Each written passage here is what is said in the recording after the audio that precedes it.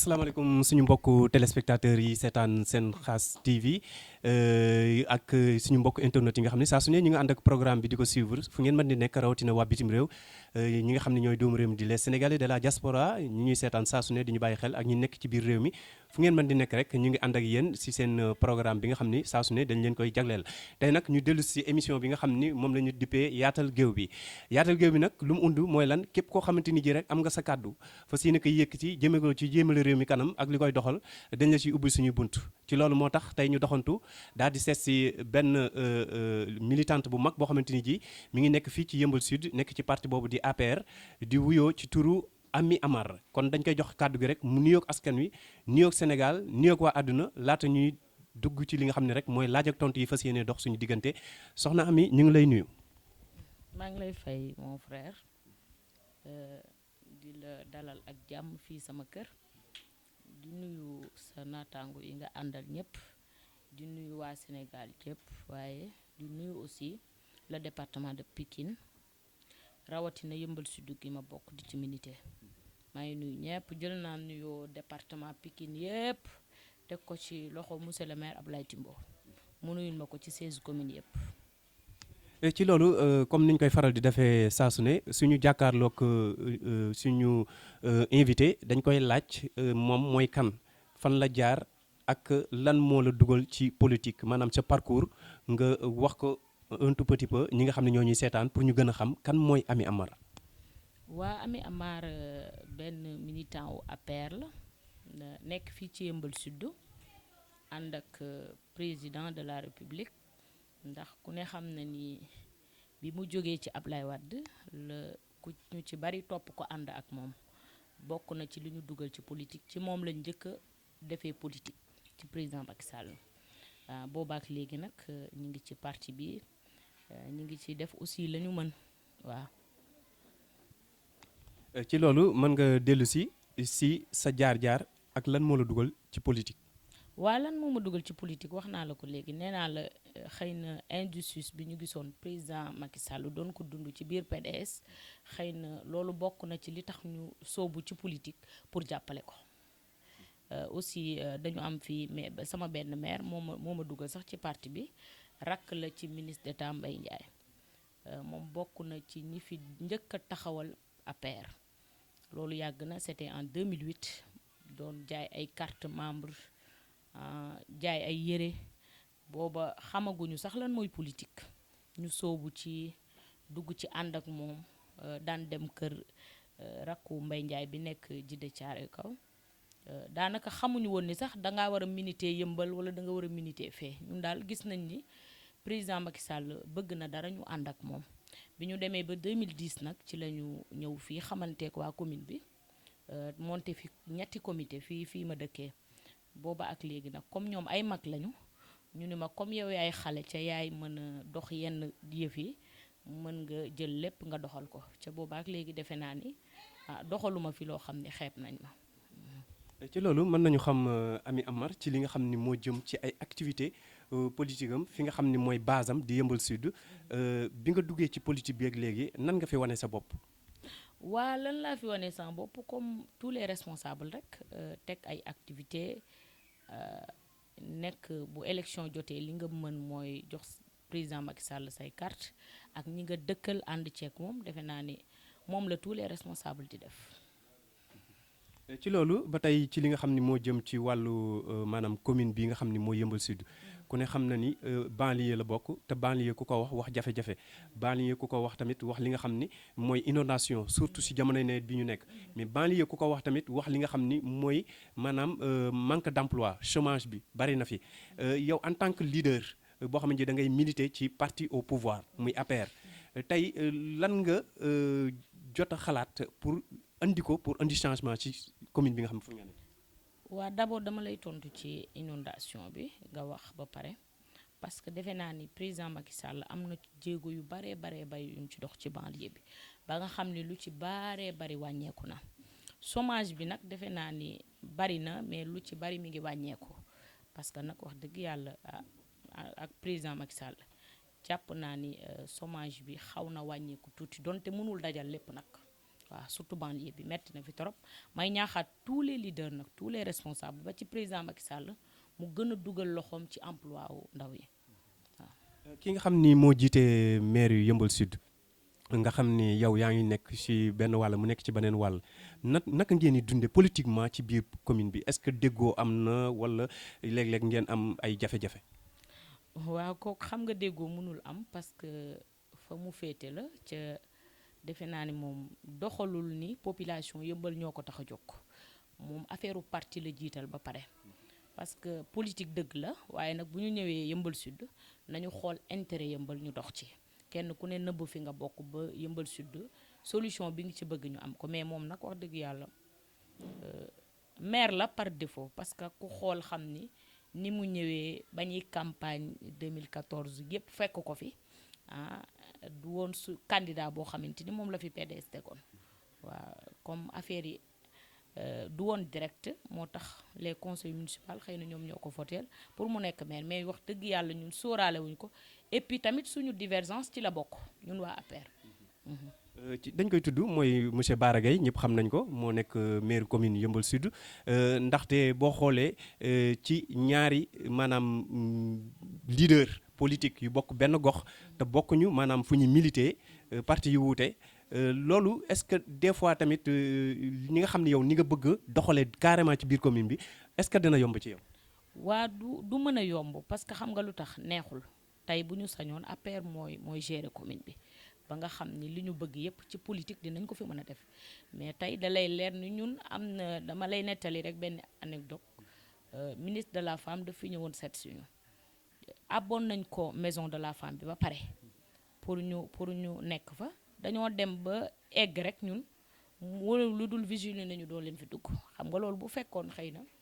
moom doxalul politique wala ñun ñu gérer mairie bi xam naa ni loolu du am moo tax mu xaw a metti torop ci commune bi. voilà loolu yaakaar naa ni parenthèse bu am solo la gannaaw bu ñu jógee ci ñi nga xam ne mooy activité politique yi ngeen di doxal nga bokk ak sa natango boo xam ne mi ngi ci beneen parti di Bara Gaye ci PDS yow nga nekk ci APR est-ce que lan nga nësër ci élection locale yi di ñëw te donte xamaguñ date bi ndax am nga yaakaar mën nga postuler pour nekk ci bopp maire bi wala keneen ko bokk ci yéen. bien sûr loolu kay xam nga nag bitigu bagg boo gis nag magasin moo ne ci xolam. ca jàpp naa ni am nañu yéene nekk maire am nañu yéene président dugal ñu ca assemblée ba am nañu yéene représenté Yeumbeul Sud fu nekk waaye nag lu jëm ci ay maire ak tête de liste loolu dañ ciy bàyyeeg suñu kilifa muy président Macky Sall ku mu décider rek ak kum ñu ni kooku rek ñu ànd ak moom ndax moom mooy kilifa gi. ci loolu dañuy rebondir rek ku ne xam na ni zone bii nga dëkk ministre bi di Amadou Hott moom it fii la dëkke ñu bëgg a xam sa relation ak moom ndaxte moom ginnaaw bañ ko falee ministre yow nga nekk ci bokk ci militante yi première heure ci fi nga xam ni mooy APR parti bi di APR mu tëral li nga xam ni mooy équipe am te dafa mel ni yow gisuñu la ci biir lan moo waral loolu. waa loolu de est-ce que doo ko laaj ba xam. waaw mais dama yaakaar ni tamit ci loolu tamit war nga ci mën a indi ay tontu ndaxte mënoo leen a nekk ñaari maanaam leader ci ni ma ko mën a waxee ngeen bokk benn parti bu ngeen milité moom yàlla def mu nekk ministre ñu xam yow tamit position bi nga nekk ci wàllu parti bi surtout fii ci zone bi ngeen bokk te moom xëccu la teg la ci wetam wala mu boole la ci équipe am loolu am na lu ko waral. non dara waralu ko jàmm rek la moom sama xarit la et puis sama frère la waaw dara waralu ko.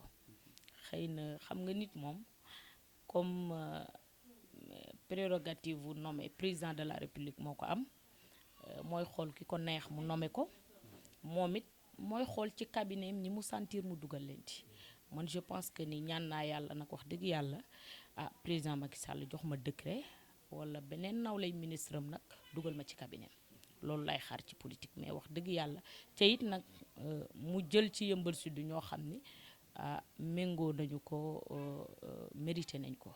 wax dëgg yàlla ñi mu jël ñépp a ko mérité kon daanaka maa nga fa ñoom bu ñu fa nekkee rek maa nga fa waaw. est-ce que mën nga ñu wax tuuti sa yaakaar rek yaakaar la ñuy dundee ñun ñëpp sa ëllëgu politique sa vision. waa sama vision ci politique moom xam nga juñu naa la ko sànq nee naa la ñun ay ndaw lañu ca dañoo nekk ci parti ca defe naa ni discipline de parti dafa am kon dañuy liggéeyal Macky Sall rek ba keroog mu ñu war a récompenser ñu waaye nag bi ñuy dugg ci moom dugguñu woon ci moom pour que ni dañuy jox emploi par force wala dañuy dugal fii par force dañoo duggoon ci moom ndax gëm-gëm ak bëgg ko kon jàpp naa ni wax dëgg yàlla ñu ngi ci xaar lu ne nag waaw. ku xam li nga xam ni mooy wàllu suuf muy scandale foncier surtout sur le littoral ku ne xam na ni jamono yi Sénégal surtout région de Dakar ñu ngi traversé ay période yu houleuse maanaam yu metti yu jafe ci wàllu maamoom fii ak jënd ak jaay taf yëngal caxat-caxatee gi nga xam ne nammeeku nañ ko ci loxo ma ñi moomeelu réew mi la ay nit def benn bloc bëgg koo jël def ko seen moomeelu bopp yow en tant que leader boo xamante ni yaa ngi ci parti au pouvoir boo amoon jàngat boo ciy def surtout ci zone bi nga dëkk nga xam ni fépp la laal ban gis-gis lay doon. waa gis-gis bi ma ci am mooy comme defe naa ni yéen ñëpp déglu ngeen président Macky Sall mesure yi mu ci jël ca ku ne xam na ne nag wax dëgg yàlla moom soxlawul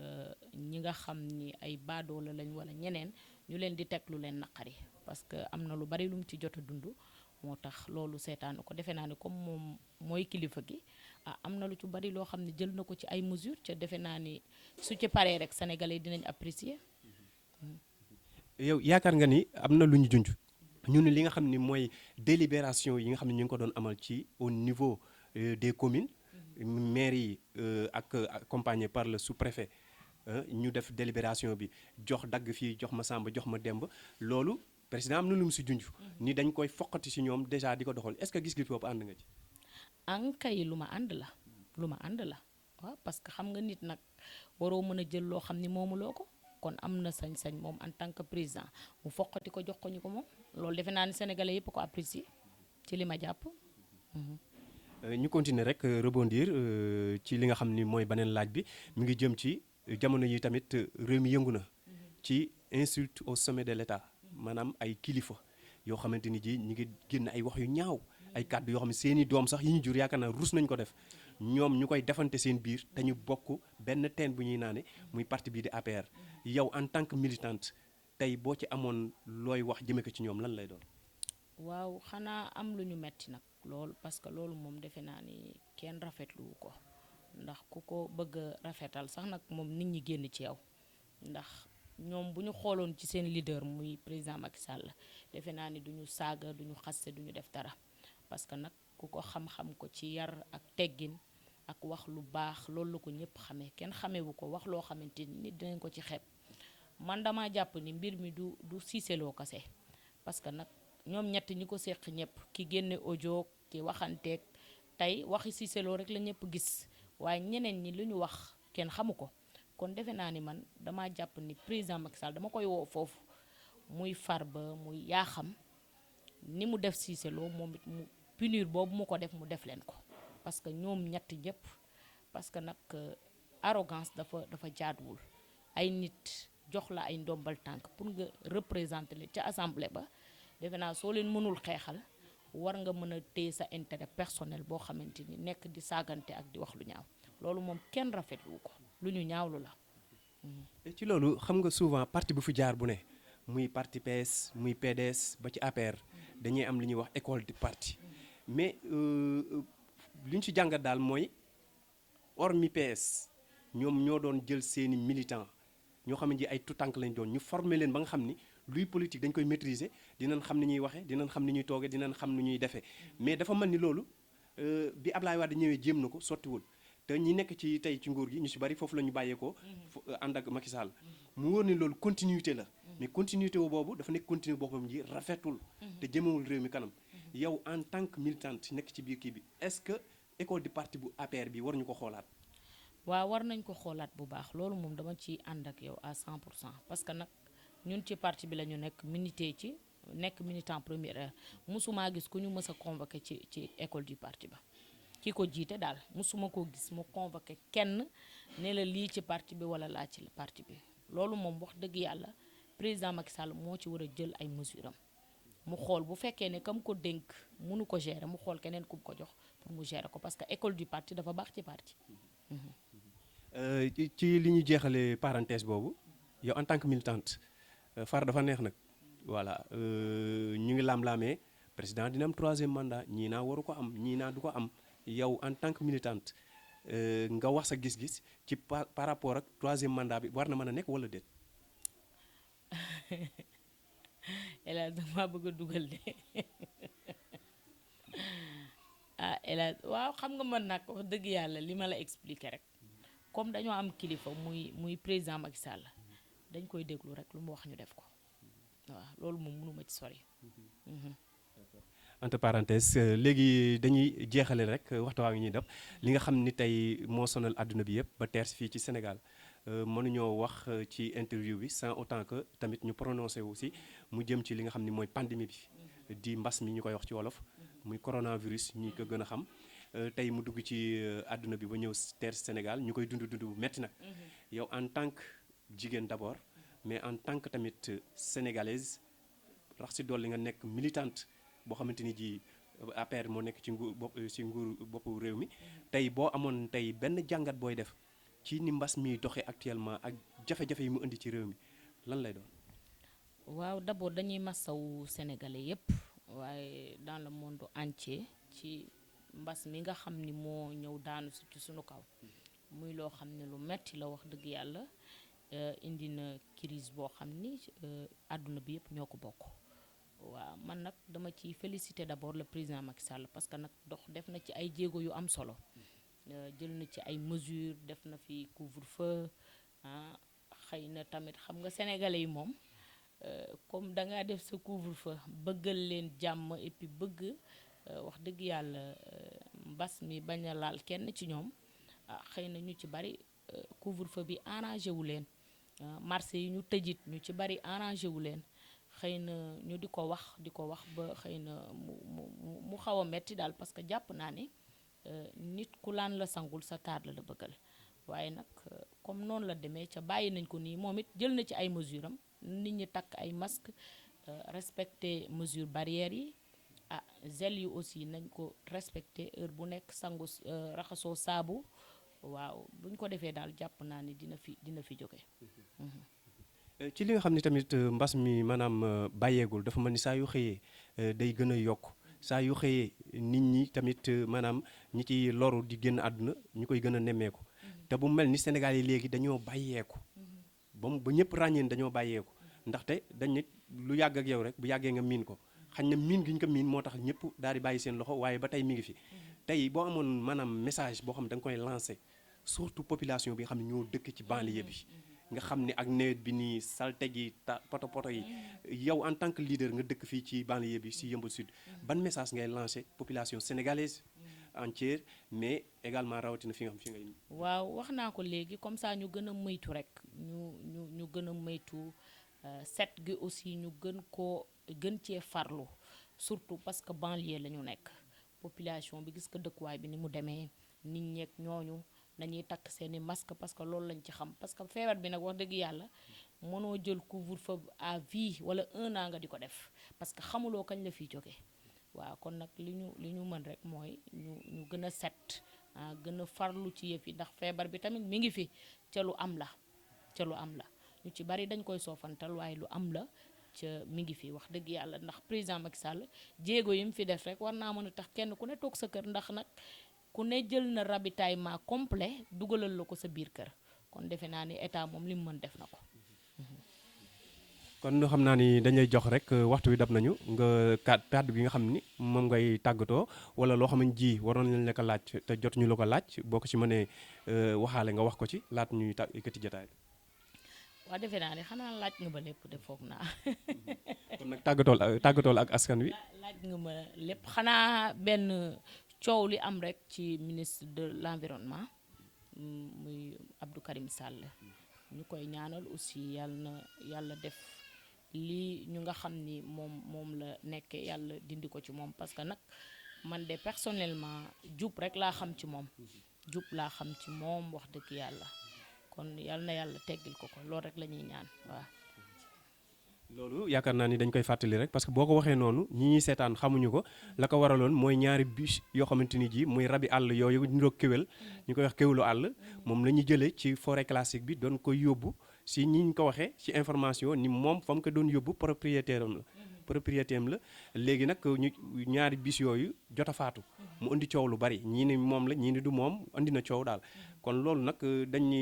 ku ñëpp tëf li nga tooy xañ na mbir mi moo tax mu demee noonu pour ñi nga xam ñoo ñuy seetaan te xamuñu nan la information boobu demee woon noonu la demee ak ministre bi nga xam mooy Abdou Karim Sall yore ñu dénk ko wàllu alam bi ñu koy wax environnement ci français kon ci loolu yaakaar naa ni looy tëje waaw di sant ñëpp di gërëm ñëpp di leen gërëm yéen ñëpp nag vraiment parce que fii dafa xaw a sori ngeen déplacé wu ñëw ngir defal ma interview kon loolu dama leen ci sant di leen gërëm di gërëm waa Yeumbeul Sud bi yépp nag waa di gërëm le département de Pikine toute la jeunesse féminine authentique ñoom ñëpp maa ngi leen di nuyu di leen sant di leen gërëm nuyoo bi daal pour 16 communes yëpp teg nañ ko ci suñu loxo monsieur le maire suñu papa suñu xarit Ablaye Tipo waaw di sant aussi nag suñuy waajur bu baax a baax a baax a baax sama yaay sama papa sama famille sama dëkkandoo yi aussi maire Say Ndiaye délégué bi de quartier bi imam yi vraiment ñi ngi sant suñu waa quartier bi yépp nag di leen gërëm wasalaam. kon mu nekkoon kàddu yi nga xam ni moom la ñuy jël si woon fii tey ci Yeumbeul Sud fekk fii ki nga xam ni mooy Amy Amar di militante ci parti bii di APR nga xam ni tey moom la ñu seqaloon jataay boo xamante ni ji mi ngi ci doon yegg rek ni commune bi doxee waaye tamit lépp loo xamante ni ji tamit xew-xew la jëm ci réew mi rawatina fi nga xam ni fi la bokk muy APR googu nga xam ni nemmeeku woon nañ fi ay jafe-jafe ak ay coow yoo xam ne ji jotoon na ci juddu moom it mu indi si gis-gisam ak xalaatam di jaajëfal suñu mbokk téléspectateurs yi ñuy bàyyi xel di ñu seetaan fu ñu mën di nekk ci àdduna bi rawatina les Sénégalais de la diaspora mais également ñi nga xam ne ñoo ñuy bàyyi xel fii ci biir réew mi di jaajëfal tamit l'équipe technique bi ñu àndaloon ñoom ñëpp ñu ngi leen di sant di leen gërëm di leen jox rendez-vous ci seen émission bi nga xam ni mooy yaatal géew bi ak beneen numéro